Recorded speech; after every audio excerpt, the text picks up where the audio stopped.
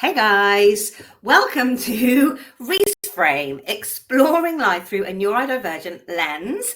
I'm really excited to have finally created the kind of panel neurodivergent chat show that's been in my head for a really long time. And the way it's going to work is every month we're going to have an episode with a theme that there will be experts discussing that particular topic. So for example, some of the ones we've got coming up are the Isle of Wight conference. We're going to have the team of speakers in the July episode, and in August we're going to do an episode all about what happens if you don't get the GCSE grades that you were hoping for. So it's going to be very, very exciting. And we're kicking off with people that are potentially the expert of me.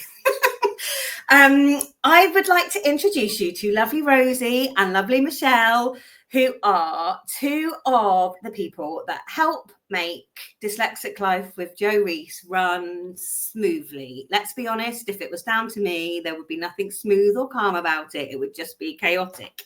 So I'm going to introduce Rosie first of all. Rosie has worked with me for a really long time, 3 or 4 years now, maybe. I think it's nearly 4 years. I was trying to work this out before then, and I put how many years down? It was one of my notes, but yeah, I think so. Yeah. So Rosie initially started off helping me with social media. She still helps me with social media content plan. I'm sure that's going to come up a bit later on. But she also does so many other things for me now. Helps me with blog posts. She does lots of strategy stuff. Her official title is the strategy and marketing manager, I think, isn't it?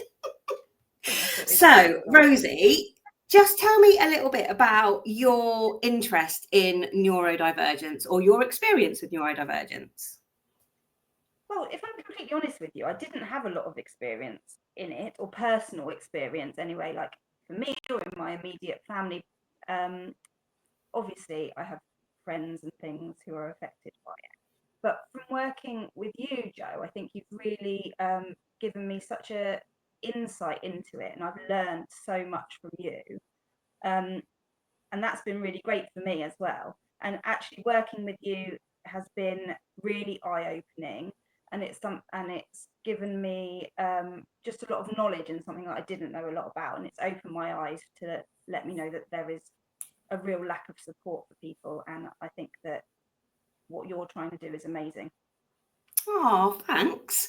And I couldn't do it without you. I really couldn't. Like you've been a real driving force in getting me to this point. So now I would like to introduce you to Michelle, who is the newest member of our team. And Michelle and I actually have a very long history though, because in a beautiful full circle moment, Michelle's son was actually the very first assessment I did when I first went independent. And it was the first assessment I did for somebody I didn't know, kind of like outside of my circle of friends and family. So it's sort of beautifully ironic that Michelle has found her way back to me, and she's going to be supporting with admin and hopefully one day business support and that kind of side of it as well. So Michelle, tell me your interest and experience with neurodivergence. Well, as Jo says, I've known Jo now probably approaching 10 years, and I have a dyslexic son. So I have been on the full journey with neurodiversity throughout his school year, and he's really, really struggled with education. So I've learned a lot from him. I've learned a lot about dyslexia. I've learned a lot about neurodiversity in general. And Jo, when she diagnosed my son many years ago, gave me so many very useful pointers as to how we should move forward, not only from the academic point of view and how we should be communicating with school, but on a personal level as well, which was really, really important. I think a lot of people see dyslexia as a problem with reading and writing. And I learned very quickly that it's more than that. It's about the person and the traits that they have that come along with that, with the neurodivergence. So it's been picking up tips along the way as to how to best cope with that. So I have personal experience with it through bringing up a child with dyslexia. I have a brother who also has dyslexia. So I've lived with it as a child as well, although at the time we didn't really know that.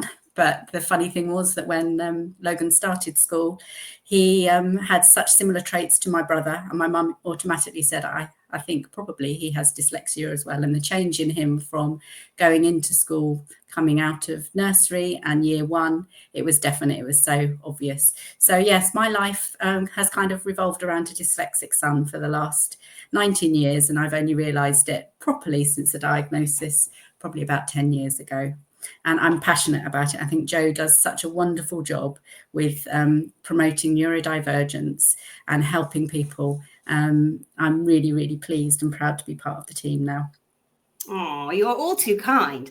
I think the important thing is and our real mission, I think, in the next 6 months is to really raise awareness, isn't it, of how the education system potentially shapes children in a negative way, and how we really need to kind of improve confidence. So I'm really excited to have you join us, Michelle, but Rosie's still with me.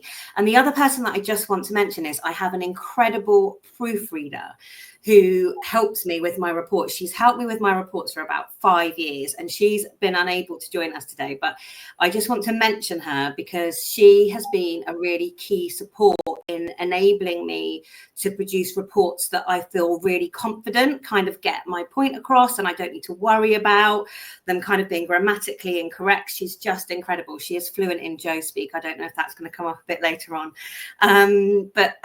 Yeah, so I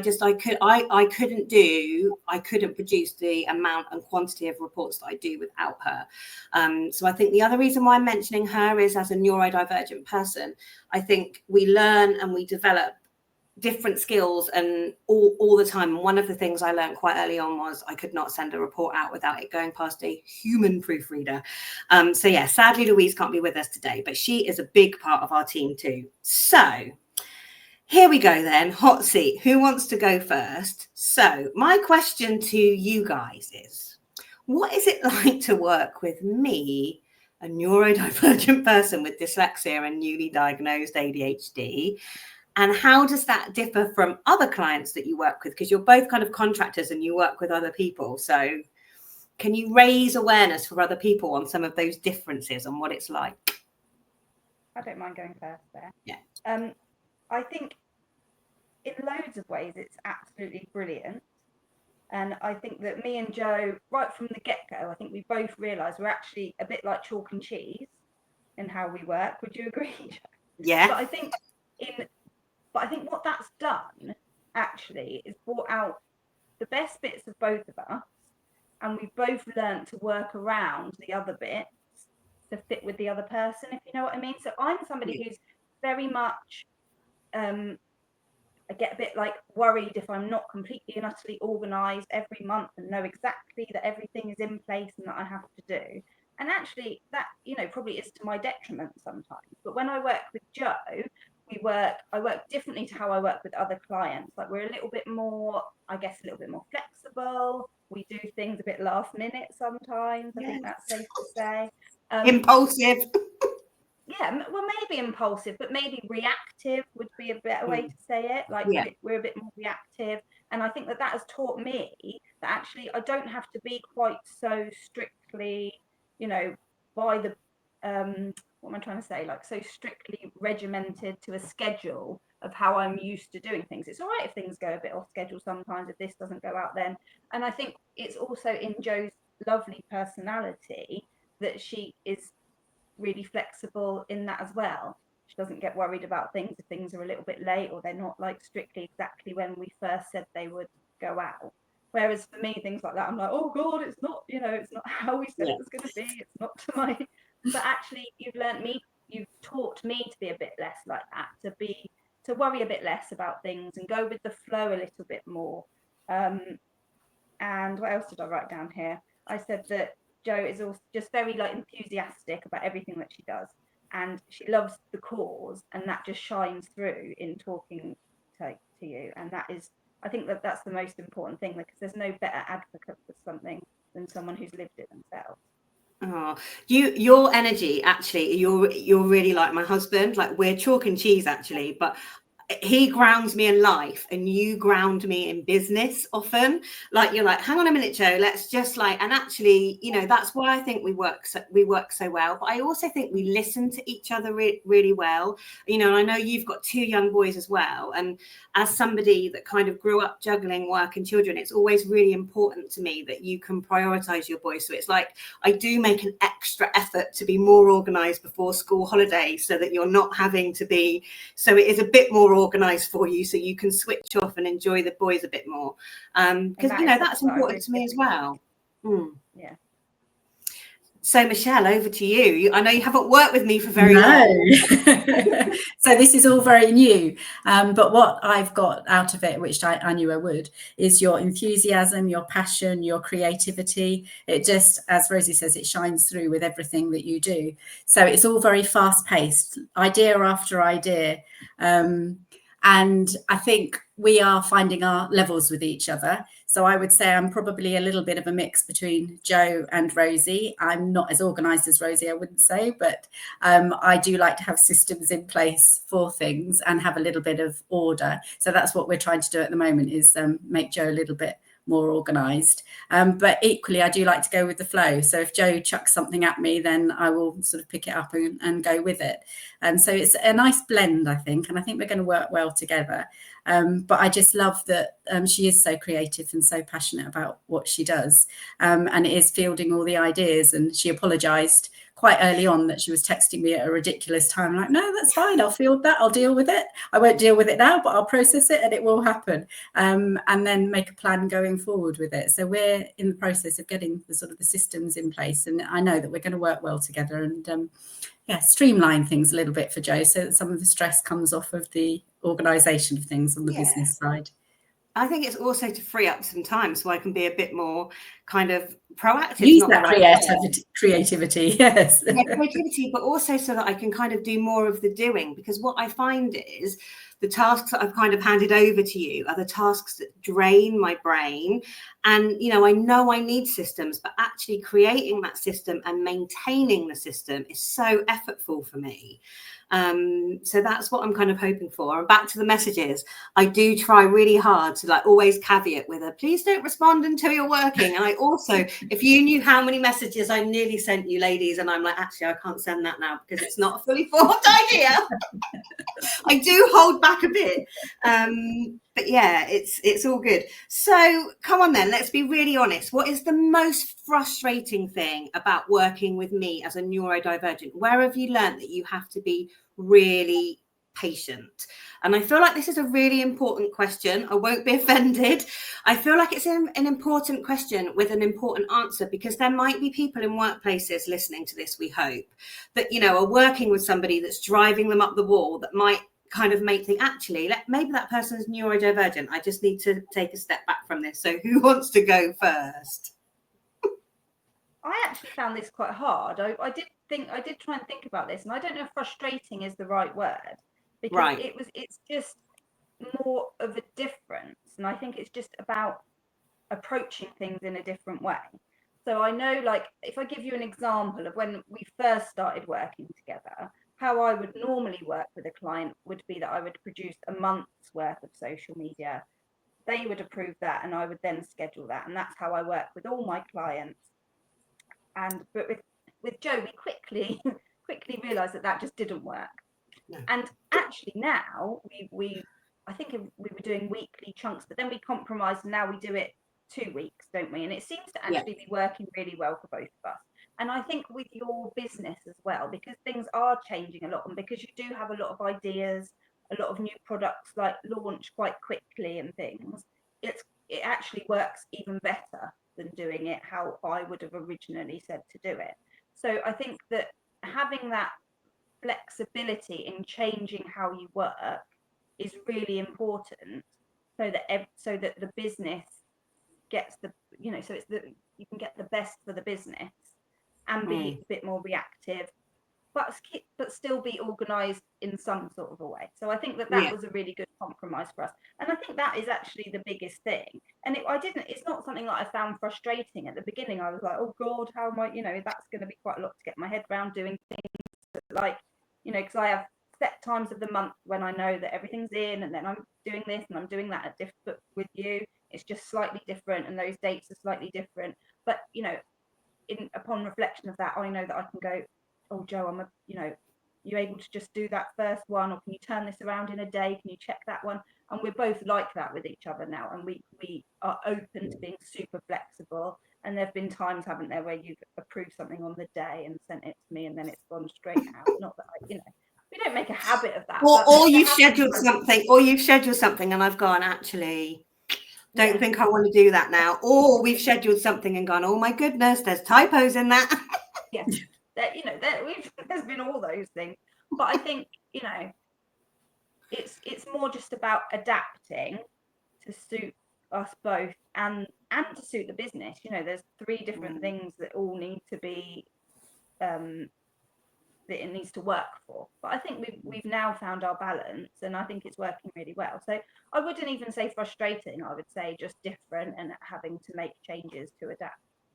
Well, I'm grateful for your flexibility, because we would not be where we were without it. Where we are, sorry, without it. Well, and Michelle, again, I know it's. Go for it. We work well together, don't we, Rosie? I think we do. Yeah, I mean, I really do mean that as well. And I think I think we really do. And I think we complement each other in how we work and the way that both of us work.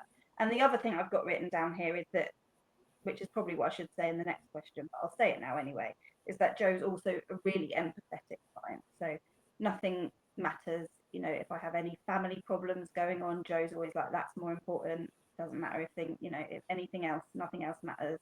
And like you said before, with the school holidays and stuff, you're so flexible with that, and that's something that I really appreciate. It's all good. Been there. Yeah. And Michelle, I know you haven't worked with me for very long at all, but I don't know what you're going to say, but I was going to kick off by saying I sent you a voice note, didn't I? Yes. And that's all new to me. I have a friend that lives overseas, and she's really, really good at voice notes, and I avoid them at all costs. And she keeps saying, why don't you do it? And then Jo sent me a voice note with a long rambling message on it. And I started typing back, and I thought, no, I need more words. I thought, I'm going to grasp this nettle and do it. So I sent the first voice note, I think, to you, Jo. So yes, I'm learning and adapting and doing things in a different way. I'm sure my friend overseas will be very pleased as well. But I've learned that skill. But as I said to you, I'm not very good at that side of things. I tend to text a lot, but don't tend to do the voice notes. So yeah, that's a new skill for me, and it's probably something that I'll use more going forward with you, because I can see that also works, that you can get everything out in a voice note without having to write things down, which is clearly a dyslexic trait. And the good thing is you can do your washing up at the same time while listening to them. Sometimes multitasking. I'm like, Jo Rees podcast impending, do something else at the same time. Brilliant. But I would echo what Rosie said. I don't find it frustrating. As we've said, it's not been a very long time that we've been working together. But I think that the thing that I've had to learn, but actually not learn, because it goes back to, as I say, to being a child, in that you have a load of enthusiasm and a load of information that all has to come out at once. And you then have to sort of sit with that process and pull out the bits that are important that you need to use. And I know a lot of that is because we are newly working together. And so all your ideas of where you want the business to go and the new products, sort of been letting me know about all of those. But having grown up with my brother, who, as I said, is dyslexic, but also a newly diagnosed ADHD as well, you have very similar traits. So kind of working with you is very much like dealing with my brother, and I think I'm kinder to you than I probably am to my brother. So yeah, I'm learning, and it's exciting, and it is a different way of working, but I'm learning new skills too, so that's great. Amazing. So I'm going to miss the next question out because I feel like we've almost covered it. So you were going to interview me or ask me a couple of questions so that maybe the audience could get to know me from a different perspective. So who wants to go first? Shall I go to Rosie? Yes, I've got 2 questions I've written down. Okay. And the first is, how do you think your neurodivergence helps you run your business? So I'm really driven with a lot of hyper focus at times. So that can be really, really helpful in as much as if I set myself a goal and decide to do it, it will happen. The slightly negative side of that is breaking that hyper focus sometimes. So it's like at the minute I'm kind of rebranding and trying to sort the kids course, and I'm really struggling to step, because I work at home, I'm really struggling to step out of the office in the evening working like really long hours. But I would say actually the hyper focus at times really helps. I also think that because of my experiences as a neurodivergent person, and because I'm so passionate about raising awareness and changing the stories of other neurodivergent people, I'm very purpose driven. And that is my motivation. So even if I'm finding something really challenging, or if it isn't easy, because I've got a really clear purpose behind why I need this business to be successful, I think that really helps me find another way around it. And I am the queen of another way around, in as much as if I find something difficult or I can't do it that way, I will find another way around it. I think one of the things which has been holding me back until really recently is I have still been trying to do far too much myself. And I think slowly but surely, I mean, having such great relationships with you definitely helps. But I think it is the knowing what help to ask for, and then not losing ownership of it, but articulating it clearly enough. Like sometimes I worry that I don't always articulate things clearly enough, or it takes me like a really long time to articulate it. But I think that flexibility that I've always had to have because I was undiagnosed for so long, I think that really helps me adapt and react to potentially what people need, but also my creative strengths. Like I've always got ideas, and some of those ideas they all come to the table, but they all don't come to fruition. But I would say the ones when we decide, yes, we're going to do that, like I'm really driven and it happens, like the REesFrame. Michelle, did you have a question? So similar but different, in it's more from a personal level. So you've mentioned before that you have neurodivergent kids as well. Just wondering how, as a neurodivergent parent, you've given them good coping mechanisms and routines, maybe. What would you say is the best tips that you've given them to manage their neurodiversity? Really good question. And that's what the webinar is about next Wednesday, actually. Sorry, I think spoiler alert. I think we're all good. No, I think it's interesting because one of the things I had to learn quite quickly was not to project my experiences of my negative experiences of neurodivergence onto my children, because my children are not me. They're half me, half my husband in terms of their gene makeup. So I think it's finding a balance between knowing when to advocate for them and when to almost let them fail in a structured way. But in order to do that, you need to keep their confidence really, really high. So for me, it's always been about, my top priority has been confidence. And the reason why it's not happiness is because actually you can't be happy if you don't feel confident. So for me, I've always done as much as I could outside of education. So my children have gone through the broken education system. We've navigated and found our own way through it. But for me, because I didn't want to home educate, but for me, it was looking at what I could do around that to counteract those negative experiences of school. And I hate saying that because particularly now, my children go to a wonderful school. But at the end of the day, schools are places that are heavily literacy based, and you're going to do exams at the end of them. And actually, if you're dyslexic ADHD, that is not going to be a positive experience for you. There's going to be lots of failures. So for me, it was about doing all I could to boost their confidence. And that wasn't necessarily through literacy skill. My kids have tried all sorts of things. And it's interesting, they found their way to musical theatre. But I was looking through some pictures recently for the latest thing that we're going to launch.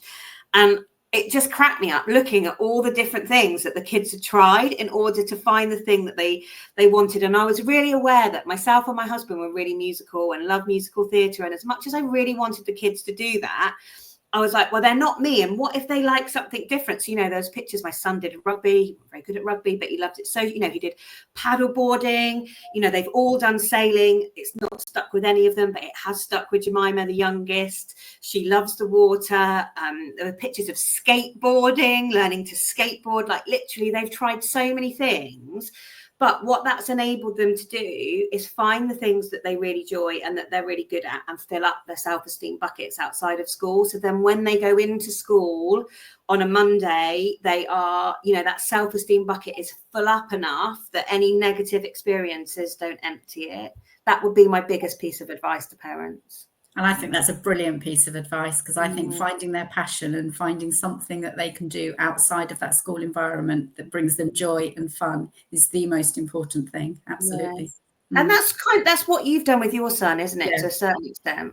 Yeah. So he went through, as you said, the broken education system and came out with nothing that was worth going forward with. And he went to post-16 education at UKSA, and it was fabulous. It transformed his life, and the support and mentorship that we got there, and the one-to-one advice, and actually following something that was practical, vocational, and he was enthused by, just transformed him. And it just proves really that the education system does need to change. We all know that, but giving kids options earlier on, rather than them having to battle through until they're 16 to find that, is so important.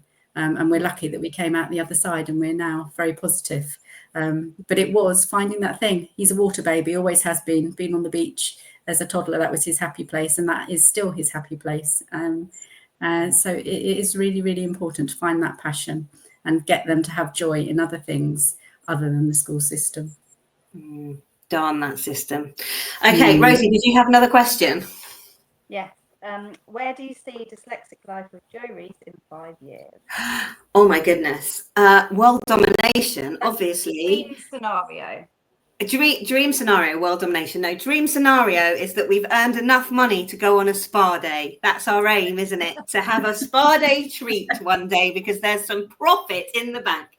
No, I guess if I'm really honest, where I see it in 5 years' time is I really want to be doing more keynote speaking. I want to be hitting a kind of, and I know I've got a big audience already on TikTok, but for me, it's about being able to really inspire even more people and influence potential policy change in some ways, although I'm not very political. Sometimes I feel like I'm not very good at kind of that political side, but for me, I would love to be involved in some kind of policy change. I mean, I talk all the time on TikTok. I don't think anybody particularly listens to me because it's not the right audience on there. But, you know, I talk a lot about how, you know, the system itself, the education system itself kind of needs to change. And I would just love to see a pass-fail English and maths exam, like a driving test.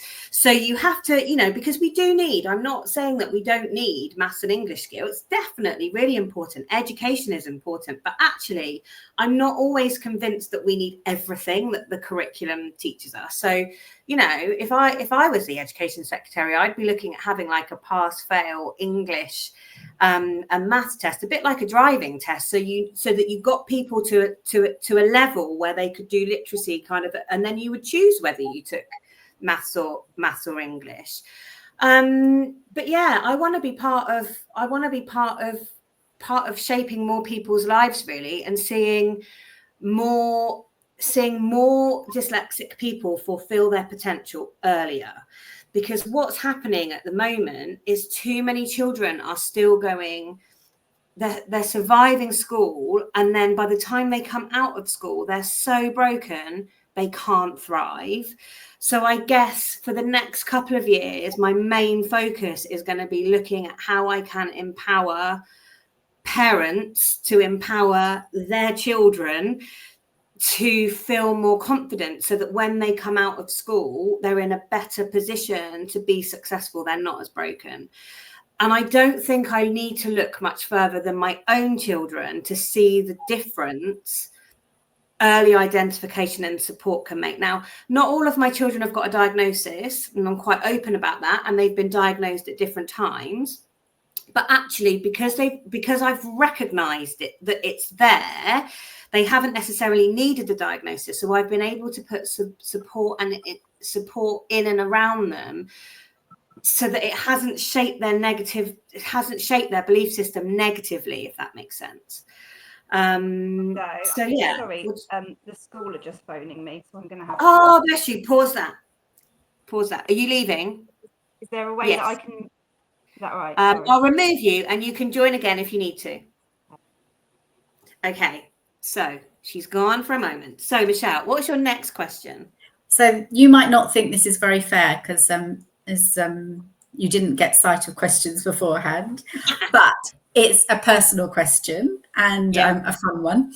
So neurodivergence still has a certain level of negativity surrounding it. And I think people don't necessarily, there are some people that might not want the diagnosis because they're worried about what might come with that. So can you think of something where you think that you have been really, really successful because of your neurodivergence, that's something that a neurotypical person wouldn't necessarily have achieved? Oh my goodness, that's a really hard question. Can you just ask that question again? Too complex.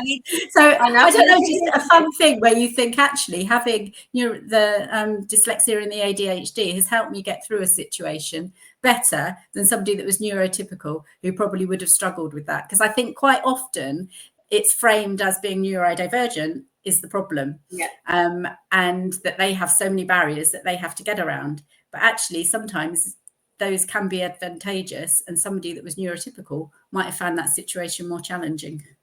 Yeah.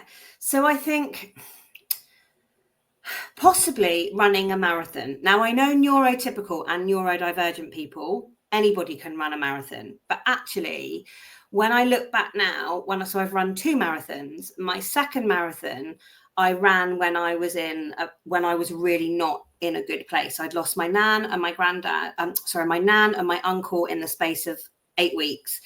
On a whim, I now know it was impulsivity. I registered for the London Marathon ballot. At the time, I couldn't even run 5K, and I'd kind of given up running, thinking, I'll never get selected. Anyway, I won the ballot. And actually, that particular time in my life when I needed to do the training was not a good time, in as much as I was really busy, work was tricky. I had one taking A-level equivalent, one taking GCSEs. I didn't have the level of support in terms of admin that I had. So it would have been very easy to have given up. When I look back now, that marathon running was hyper focus and drive, but also all the skills I had learned from being undiagnosed. So I didn't actually get my diagnosis of dyslexia till I was 34, ADHD literally 3 months ago, 46. And up until that point of 30, I think when I got my diagnosis, I almost felt like not my life before that had been a waste of time, but how much easier it potentially could have been if, sorry, Rosie's back, potentially how much easier it could have been had I known what strategies to use. But actually, what that enabled me to do was develop this resilience that, if I'm really honest, is unrivaled.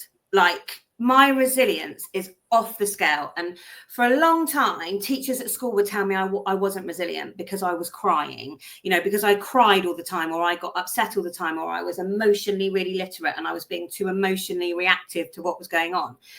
And actually, those teachers had no idea how resilient I was being to actually get up, get dressed and get into school that day, because actually my school days were hell. And if you want to know more about that, you can read my book, Don't Forget to Smile. But I think for me, that marathon, so like I say, even though anybody can run a marathon, the skills I needed to motivate me to do the training to get to that point, it would have been so much easier to have given up. And again, we talk about purpose and motivation. Dyslexics are really strong storytellers. So we've got really good narrative thinking, which is annoying sometimes because we can't just tell you the facts, we tell you the whole story. But actually, I use that storytelling strength as a way to motivate me for running the marathon. And I had injury after injury after injury. And if, in all honesty, I shouldn't have run it. But I was so emotionally attached to it because of the story I decided to tell. Not running it was not an option. So what I actually decided to do was, because I'd got a ballot place, I didn't have to run it for a charity. But I decided to run it in memory of my uncle and my father-in-law, who both died of pancreatic cancer. And my uncle had had some very leading treatment and had been supported by a charity called Planets. And he'd actually had 17 extra years that he shouldn't have had in life because of the incredible team around him. So I was like, what I'm going to do is I'm going to dedicate 26 miles, one individual 26 miles to the team that supported my uncle. And I told his story through the people that supported him. And, you know, as I ran around the marathon, I took pictures, you know, I had their names on my T-shirts, you know, there was a whole social media campaign. And interestingly, the charity had never seen anything like it. They were like, this is amazing, Jo. Like, you've just got all of these people. And I raised nearly £4,000. And they were astonished that I had raised that much money. But yeah, I think that is a time where actually my neurodivergence gave me the drive, the determination, the motivation, and the resilience to be able to get through that 6-month training and achieve it. Yeah. Does that answer? Do you think that answers that? Absolutely. Perfect. Are you okay, Rosie? I'm fine. Good. Any more questions? Or was that it? Not from me. I've got another fun one for you then, Jo. Go on then. Let's finish off What's with this been one. your worst dyslexic moment?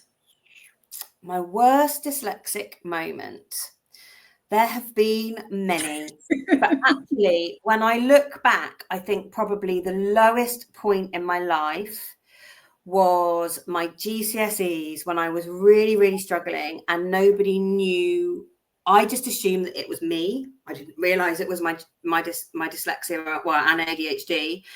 And I actually had really quite significant difficulties with my mental health at that time. And it was treated, I talked about it recently, actually, in a LinkedIn post where I was treated, I don't like that word, supported as a young person that had issues with mental health. At no point did anybody look at where those issues with mental health were coming from. And actually, where they were coming from was my self-esteem and my confidence, and my self-belief was on the floor because my effort wasn't equaling my attainment. So I was doing everything that I should have been doing and beyond, massively over-delivering, but my effort was not translating into my grades, and that was confusing in my head. That was one low point. And the other really low point, I would say, was when I went to university and I was not prepared. I was not prepared to live on my own. I was not prepared for life. And I think it's interesting. We hear dyslexia and we think reading and spelling, so it will impact education. But when we leave school, it will still be there, but it won't impact anywhere near as much. Spoiler alert, actually, it impacts in a whole different way. And the overwhelm in terms of managing everyday life, if you haven't got strategies in place, is huge. And actually, university for me, that first year was pretty horrific.